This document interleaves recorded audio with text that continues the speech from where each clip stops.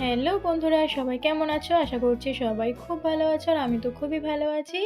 বাড়িতে সবজি বাজার আসার পর আমি যখন বাজার গোছাতে গেলাম তখন দেখলাম এই জিনিসটা।